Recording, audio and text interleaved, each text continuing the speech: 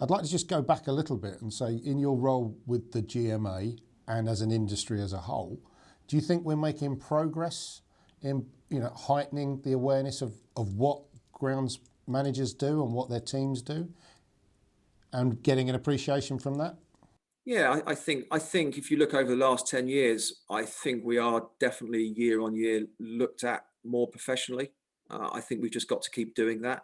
And you know, I think we have a responsibility in our own selves to make sure that we do have a voice. And I think people shouldn't be afraid. I know it's easier said than done. They shouldn't be afraid to be able to re-challenge people that challenge them. If somebody says, I don't quite like that playing surface at the moment, you've then got to have an argument of why they think that, and then sort of have some counter arguments about, it could be down to budgets, it could be down to staffing, it could be down to weather.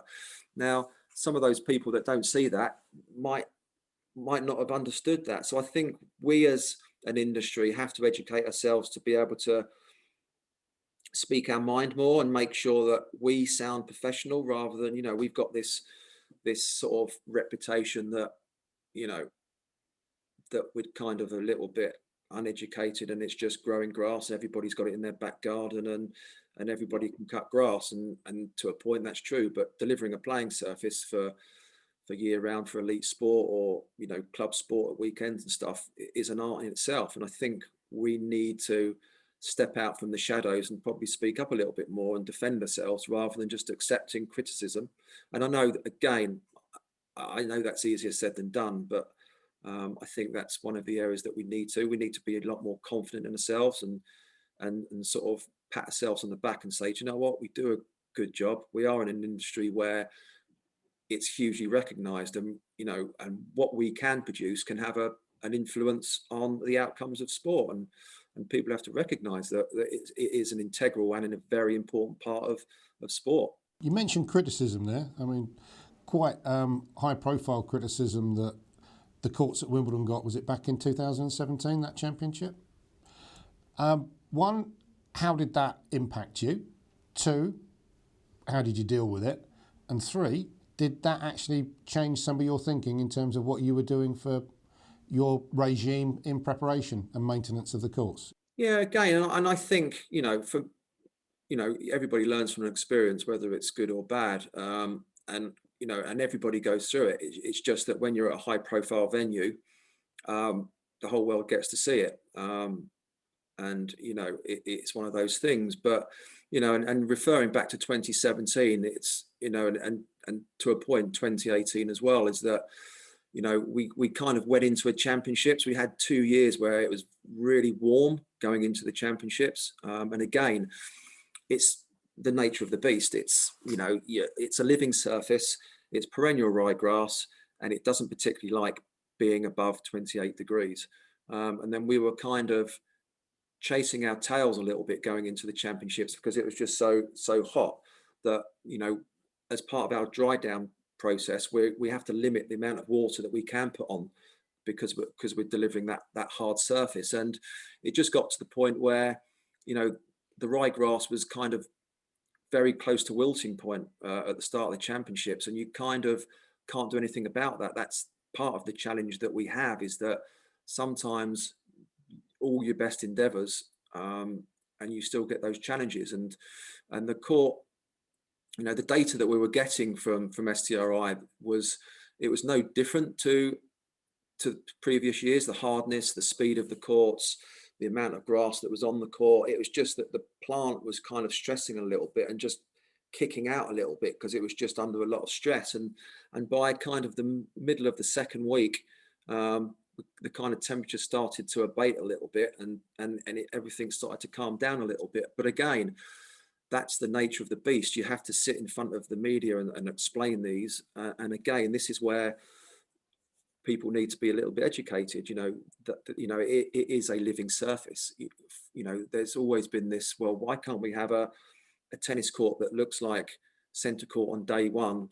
Why can't we have it for day 13? Well, it's a little bit like a cricket's wicket, really. Over the 5 days of a test match, part of that challenge is that the surface does deteriorate and the team has to adjust to it, and the team that adjusts best to it most of the time comes out the winners. And it's no different at Wimbledon. You know, as you go through a championships, the court dries, it starts to wear, the sort of the traction underfoot when you're going from a grassed area on the outside of the baseline into a worn part, it feels slightly different underfoot, and the players then have to adjust to that as well as playing their opponent, and they're all part of the challenge.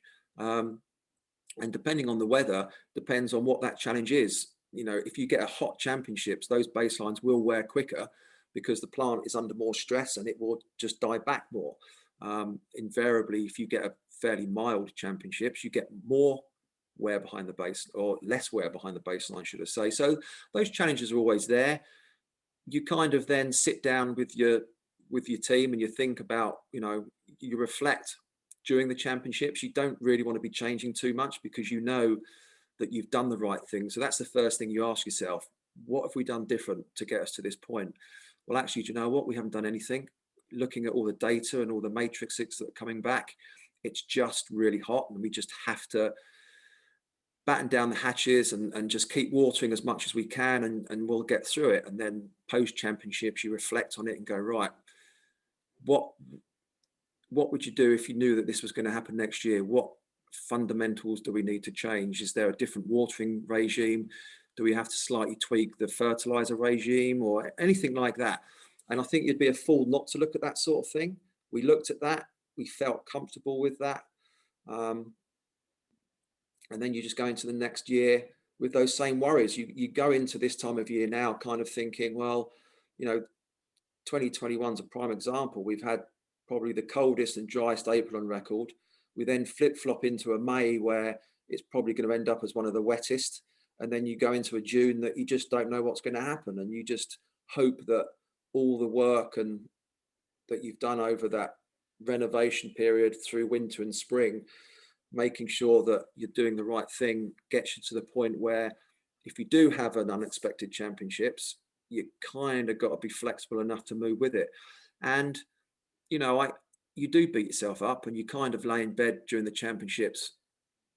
You don't have a lot of sleep during a good championships, let alone a bad championships. And you lay there in bed going, you know, you do challenge yourself thinking, right, if I did that differently, would I do that? No, I wouldn't. Right, I've done it right. And you end up with no sleep and you end up pretty knackered by the end of it. But again, that's the nature of the beast. And, you know, I lived through that for 2 weeks. You know, the Premier League boys go through it for 10 months of the year.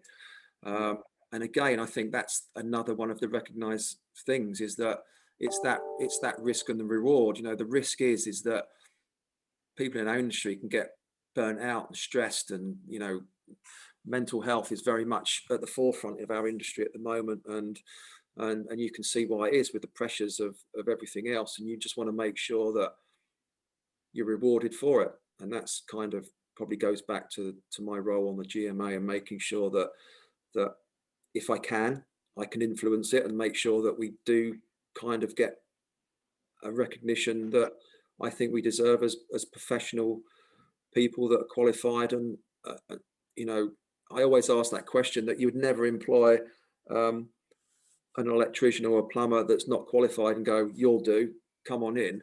But in the past, we've kind of had a bit of that tendency in our industry where we accept people that are unqualified to do the job. And sometimes we just need to just say, do you know what? We need to be looking at this a different way. If you're not qualified, we don't want you in this industry, because, you know, we need that professionalism. But going back to sort of the 2017s, I think that's, you just got to deal with that, and you've just got to sit there and think, I've done the right thing. You're doing the right processes, but it happens, and you've just got to take it on the chin, unfortunately.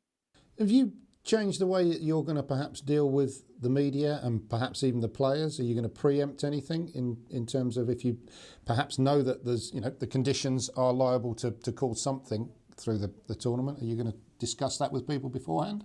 Well, to a point, I think we do. I think we always try and get a little bit of feedback from players on practice week, how the courts are feeling, how they're playing, how do they feel underfoot. You know, I've been very fortunate that I've in my position, I've had quite a bit of media training. So I kind of, you know, every few years, I'm kind of a couple of months out from championships. I spend a day with journalists that come in on behalf of the club and will put you through a hard time and will almost try and either character assassinate you or try and probe into something that they think you've done wrong during the championships, and learn how you deal with that. And it's just making sure that you stay relaxed, you stay calm, you kind of go through the processes. If you're put under pressure, don't feel obliged to kind of have an answer ready there. If you want to pause for a couple of seconds and think about things, and then you do. So I've, again, been very fortunate with that. And because the club like to explain to the media all of the different facets about what we do here at the championships, because it's so very unique, that I'm more than happy to go in front of the media and sort of do sort of pre-championship stuff during the championships itself, liaise with players, ask players what their thought processes are, what they think about the courts, and just kind of ask questions. But again, sometimes you can't answer some questions because some people and players just, it isn't their favorite playing surface, and Sure. and it's just what it is. And you kind of, as long as you can look at the data each day in the lead up and during the championships, and it mirrors previous years, you keeping that consistency, then you know that you're doing the right thing. And that's one of the beauties that we do a lot of research, is that if we do ever have a problem like we do in 2017, we've got analytical data for that championships and previous championships that can actually, we can give to the media and say, well, look, the courts aren't performing any different to previous years. It's just an aesthetic look. It's not anything playability wise. It's just, it looks slightly different to it normally would. So it's good to have that data because it can back you up and it can almost reaffirm that you are doing the right thing. And some people don't always take your word for it. They need, the proper data to back it up, which is kind of what we do. We've covered a lot of ground here. One thing I think I'd like to finish off with is really, all of this work that you're doing in terms of growing the industry, growing the game of grass court tennis, the project you've got with, turning a golf course into, is it 39 extra grass courts? Looking at different surfaces and how you can, improve the wear of courts. Is that what you'd like your legacy to be, or any particular part of that? Or, when you, hang up whatever it is a grounds manager hangs up now, because it's probably not a pitchfork, it's, I think we were saying earlier, it might be a tie now with the amount of meetings you're in. What would you like to be? So when you put away the moisturiser then, what do we think about in terms of you would like to have as your legacy? Certainly for working at the club and the championships, you end up being a custodian for a very short period of time in history. And, I've picked up the baton from Eddie. He picked it up from Jim Thorne. He inherited the championships. He then took it forward and then handed it over to me. And I just want to be in a position that when I hand it over, I've kind of taken it from where Eddie took it to. I've taken it on a little bit more, and then the next person that does it takes it on that little bit further. And, I don't think it's not about recognition or anything like that. I think it's just making sure that we continue to move in the right direction, I think, as an industry, and making sure that as each generation passes, there's enough people there that want to shout from the rooftops and sort of say, do you know what, this is a fantastic industry. We should be very proud of what we do and just keep doing it. But even when I get round to retiring, I think I'd still always like to be involved in some way in our industry, whether that be, meeting people at Soltex or kind of just doing presentations about the challenges that you've had through your career and stuff, and just passing whatever knowledge or experiences that people might either want to listen to or learn from. But I don't think there's anything specific. I think it's just making sure that we continue to go in the right direction as an industry, and just making sure that certainly for here that we can continue to improve, and making sure that the player and the spectator experience stays as it is, where it becomes one of those wow factors that you can kind of become quite sort of desensitized and blasé about working at the All England club, because you see it day in, day out. And it's not until the first day of the championships when, people walk through the door on day one and just go, wow.